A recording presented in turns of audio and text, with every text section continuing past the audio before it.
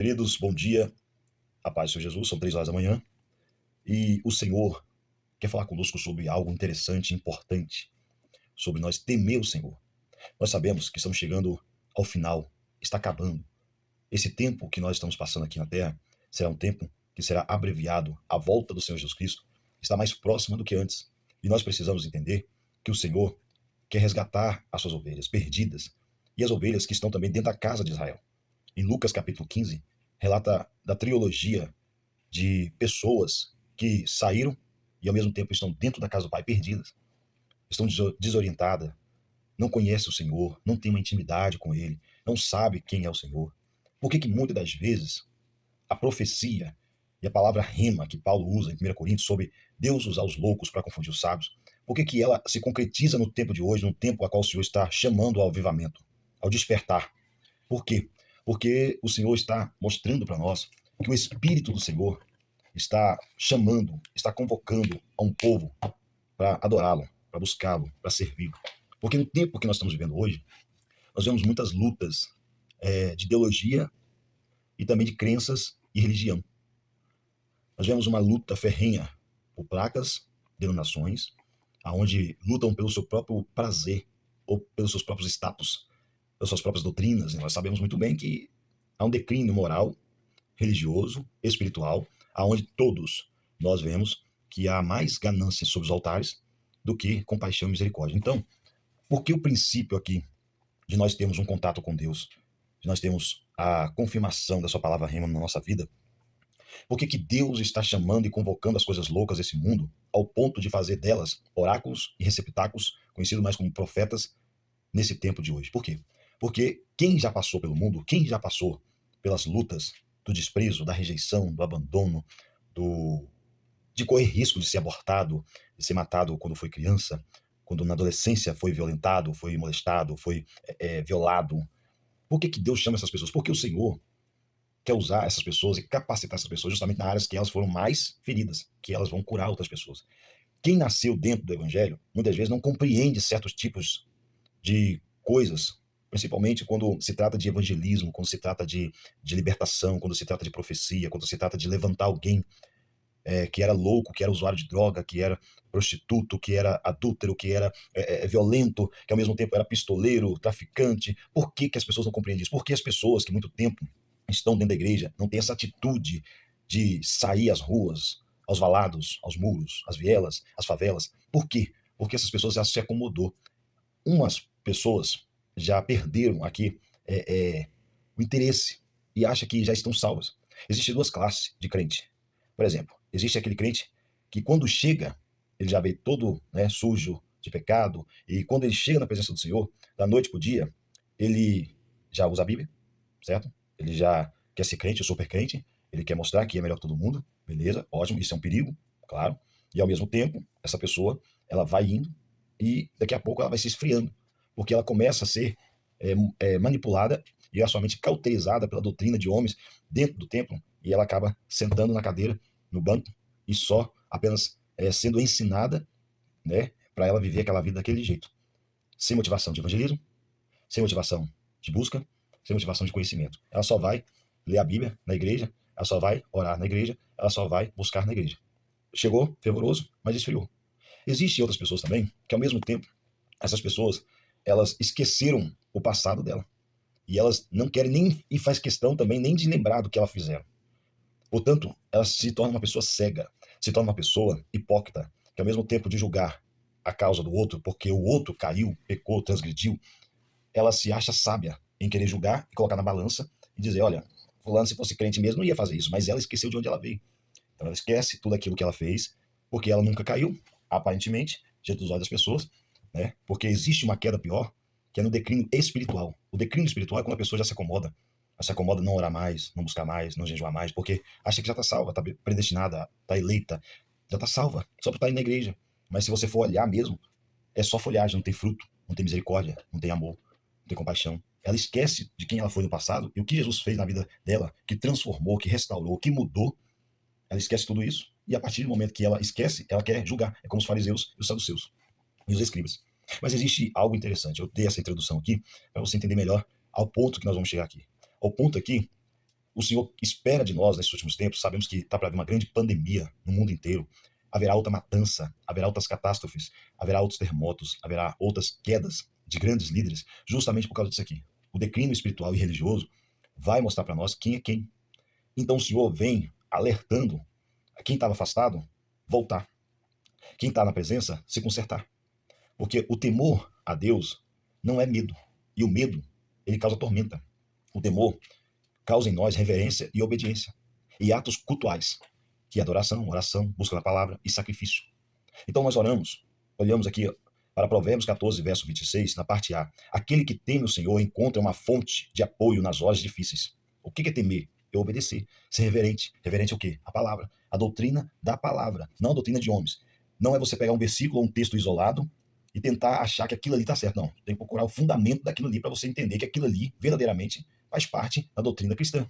Eu não posso pegar um capítulo, eu não posso pegar um livro, eu não posso pegar uma epístola, eu não posso pegar um versículo, achar que aquilo ali é como doutrina, simplesmente para eu praticar. Porque existe atos que aconteceu na igreja primitiva, que foi também discipulado ao povo de Éfeso e também da Ásia, ou seja, a carta de Paulo, as 13 cartas de Paulo, é justamente para aquele povo naquela época. E hoje é diferente. Há uma doutrina, a luz e a revelação da palavra dizendo para nós que nós precisamos fazer hoje. Então, temer o Senhor aqui é encontrar uma fonte de apoio nas horas difíceis. O que significa isso? Significa que eu preciso ser reverente e obediente. Nas horas difíceis, eu preciso também ter atos cultuais, adorar, orar, buscar a palavra, sacrificar com jejum e também abster-se de coisas que não agradam ao Senhor. Na parte A do versículo, na versão viva, diz assim: o temor ao Senhor é a fonte de vida e ajuda a escapar das armadilhas. No versículo 27 de Provérbios 14 está dizendo que esse temor nos ajuda a escapar das armadilhas.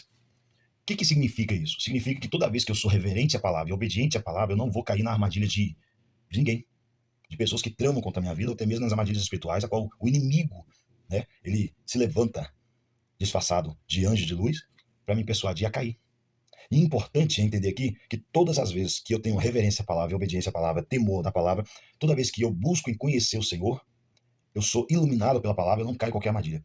Nós vamos chegar a esse ponto. Provérbios capítulo 1, versículo 7, na parte A.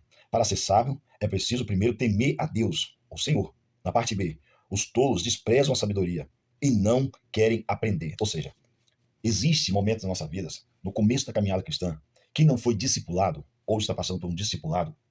As pessoas têm muito de trazer doutrinas de outras denominações para uma denominação. As pessoas têm muito de trazer ensinamentos de uma denominação para outra denominação. E então, Paulo, ele bate muito sobre isso. Eu vou chegar a um ponto aqui a falar para você sobre as doutrinas de homens que Paulo fala, sobre as doutrinas de homens que Jesus fala, que é, muitas vezes, atribuir todo dom ou todo conhecimento, a sabedoria, à doutrina de homens, não a Deus. Isso está totalmente errado. Por quê? Porque a partir do momento que eu atribuo toda a sabedoria, todo o conhecimento a homens e não a Deus, eu estou desprezando, botando Deus para baixo e levando o conhecimento humano. Então eu preciso entender aqui que esse homem que diz que conhece já a Bíblia de capa a capa, que não precisa mais ser instruído por nenhum líder, que não precisa ser mais instruído em ouvir conselhos de homens ou ler livros que ajudam ele a evoluir na área ministerial e espiritual, quando ele fala, eu não preciso da teologia, eu não preciso de ser ensinado por homem, o Senhor já me ensinou, ele está sendo ignorante, ele está sendo hipócrita, ele está sendo faccioso, porque ele tem o mesmo termo de um religioso fariseu nos lábios. Ele vai causar divisão, ele vai causar rebelião, ele vai causar sobre a vida de tantos um declínio moral, espiritual e religioso. Então, quando aqui Salomão pega o exemplo do pai, os conselhos do pai, dizendo que é preciso primeiro temer a Deus, porque quem despreza a sabedoria não vai aprender.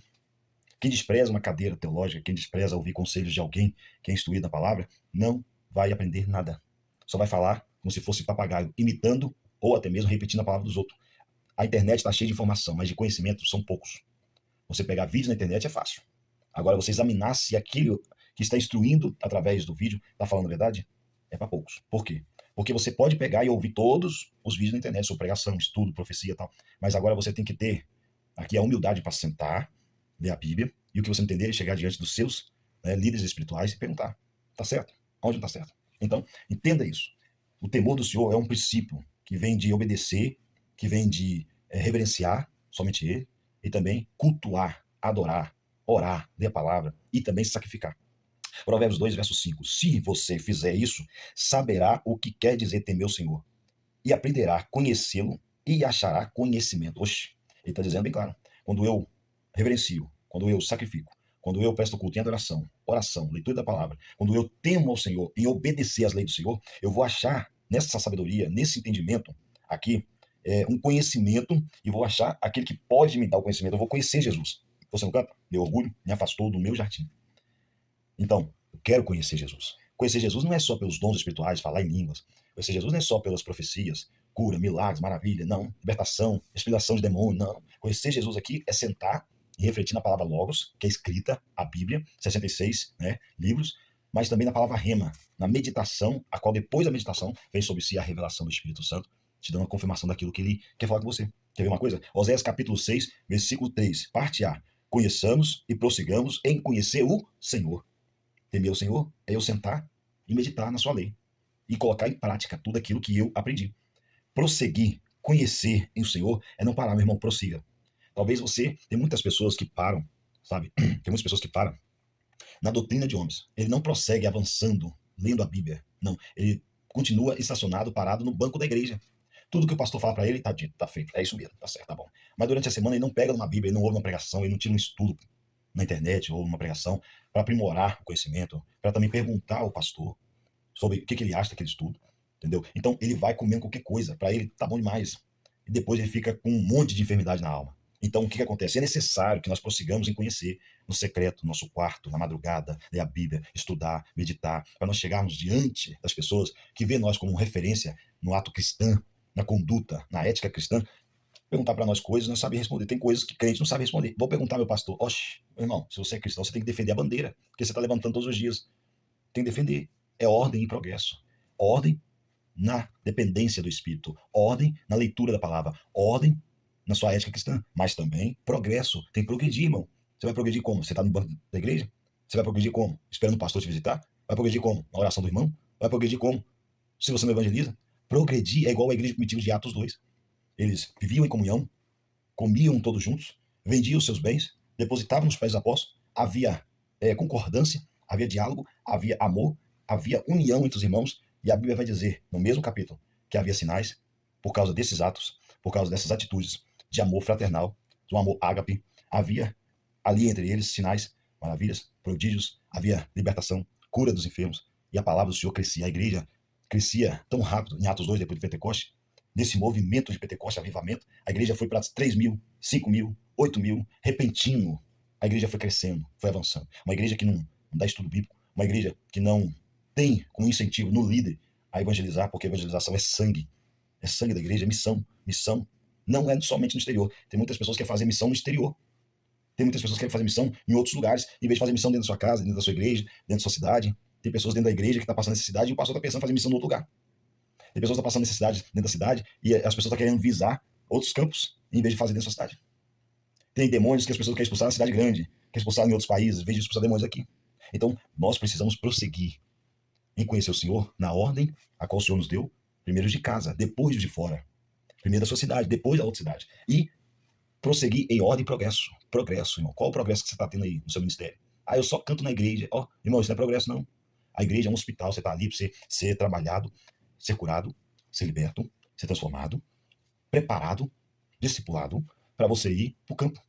Ah, mas eu quero um campo em Nova York, eu quero um campo em Paris, na África, na Angola, em Moçambique, eu quero um campo lá. Gente, se você não consegue fazer missão aqui, temendo o Senhor, evangelizando aqui, nessa cidade, passando por humilhação, porque primeiro você tem que evangelizar onde você caiu, onde todo mundo te conhece, onde todo mundo precisa ver a diferença de quem você era no passado, você é agora.